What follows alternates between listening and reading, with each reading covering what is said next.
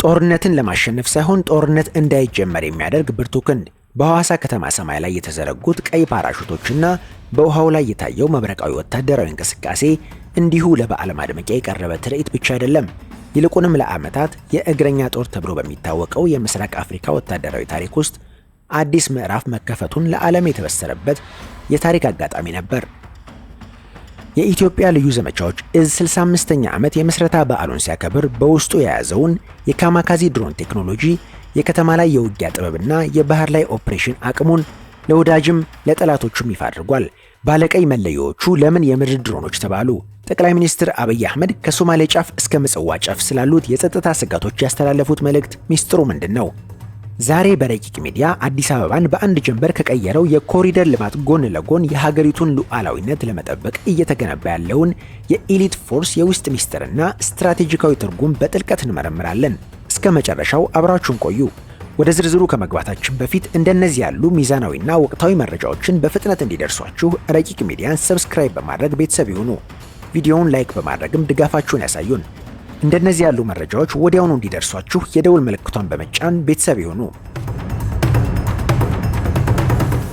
በሐዋሳ የታየው ትርኢት ዋነኛ ትኩረት የነበረው የከተማ ላይ ውጊያ ክህሎት ነው። በዘመናዊው ዓለም ውጊያዎች ከጫካና ከሜዳ ወጥተው ወደ ከተሞች እየገቡ ባለበት በዚህ ወቅት የልዩ ዘመቻዎች እዝ ያሳየው ብቃት እጅግ ረቂቅ ነው። የከተማ ላይ ውጊያ ትልቅ ጥንቃቄ የሚጠይቅ ስራ ነው። መሰረተ ልማቶች ሳይጎዱ በሰላማዊ ሰዎች ላይ ጉዳት ሳያደርሱና በትንሽ ኪሳራ ሰርጎ ገብ ጠላትን የመደምሰስ ስልታዊ ጥበብ ነው። ይህ የሚያሳየው ሰራዊቱ ከንድፈ ሐሳብ ባለፈ በተግባር የታነጸ መሆኑን ነው። በተለይም ጠቅላይ ሚኒስትሩ የምድር ድሮኖች ሲሉ የገለጿቸው ኮማንዶዎች በዘመናዊው የውጊያ ሜዳ ላይ ማርሽ ቀያሪ መሆናቸውን አረጋግጠዋል። እዙ አሁን ላይ በድሮን የመሰለልና በካማካዚ ድሮኖች ምሽግ የማፈራረስ አቅም መገንባቱ ኢትዮጵያ የጦርነት ጥበቧን ወደ ዲጂታልና ቴክኖሎጂያዊ ምዕራፍ ማሸጋገሯን ያሳያል። ይህ ደግሞ በምስራቅ አፍሪካ ቀጠና ውስጥ የሚታዩ የሽብር ስጋቶችን ለመመከት ትልቅ ዋስትና የሚሰጥ ከመሆኑም በላይ ጠላት ጦርነትን ከመጀመሩ በፊት እንዲያስብበት የሚያደርግ የመከላከያ አቅም ይፈጥራል። የልዩ ዘመቻዎች እዝ ታሪክ ሲመረመር ከ1953 ጀምሮ በርካታ ፈተናዎችን ያለፈ አንጋፋ ተቋም መሆኑን እንረዳለን። ከአንድ ሻምበል ተነስቶ ዛሬ ለደረሰበት ግዙፍ ደረጃ የበቃው በተከታታይ በተከናወኑ የሪፎርም ስራዎች ነው። ፊልድ ማርሻል ብርሃኑ ጁላ እንደገለጹት በሰሜኑ የሀገሪቱ ክፍል የነበረውን ጦርነት በድል እየመከቱ በተመሳይ ጊዜ የሰራዊቱን ግንባታ ወደ ላቀ ደረጃ ማሳደግ መቻሉ በታሪክ ልዩ ምዕራፍ ነው። ይህ እዝ የሪፐብሊካን ጋርድ እንዲወለድ መሰረት የሆነ በኢትዮ ኤርትራ ጦርነት ወቅት በቅርቡ በነበሩ ግጭቶች የማይታመን ጀግንነት የፈጸመ ኃይል ነው። አሁን የተመረቁት የ44ኛው ዙር ንጋት ኮርስ ኮማንዶዎች በተለይም በርካታ ሴት አየር ወለዶች የተካተቱበት መሆኑ የተቋሙን አካታችነትና የስልጠና ጥራት ማደጉን ያሳያል። ጀግንነትን ከዘመኑ ቴክኖሎጂ ጋር ማቀናጀት መቻላቸው አሮጌውን ወታደራዊ አስተሳሰብ በዘመናዊና በሳይንሳዊ ስልጠና የመተካታቸው ውጤት ነው። ይህ ኃይል ውጊያ የሚያስቀር ብቻ ሳይሆን አስፈላጊ ሆኖ ሲገኝ ውጊያን በአጭሩ የሚቀጭ ኢሊት ፎርስ ሆኖ ተገንብቷል።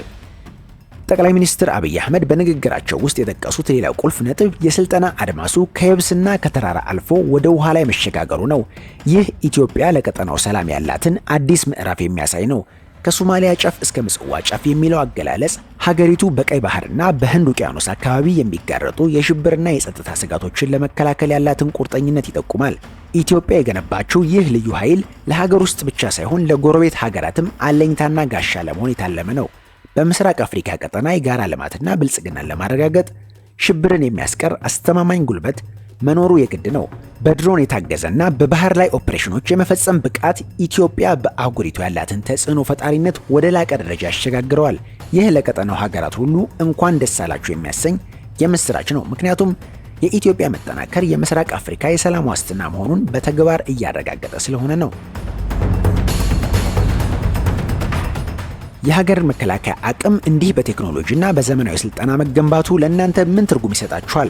በአስተያየት መስጫው ላይ አጋሩን። እንደነዚህ ያሉ መረጃዎች በፍጥነት እንዲደርሷችሁ አሁኑኑ ረቂቅ ሚዲያን ሰብስክራይብ ማድረጋችሁንና የደወል ምልክቷን መጫናችሁን አረጋግጡ። ቪዲዮ ጠቃሚ መረጃ እንደሰጣችሁ ካመናችሁበት ላይክ በማድረግ ለሌሎች እንዲደርስ አድርጉ። በመጨረሻም የልዩ ዘመቻዎች እዝ 65ኛ ዓመት የምስረታ በዓል ትዕይንት ኢትዮጵያ በልጆቿ ላብ እየተገነባች በልጆቿ ደምና አጥንት ደግሞ እየጸናች መሆኗን ያረጋገጠበት ነው። ይህ ሰራዊት የንድፈ ሐሳብ ሳይሆን የተግባር ኃይል መሆኑን በሐዋሳ የታየው የተቀናጀ የውሃ የአየርና የየብስ ልምምድ ምስክር ነው።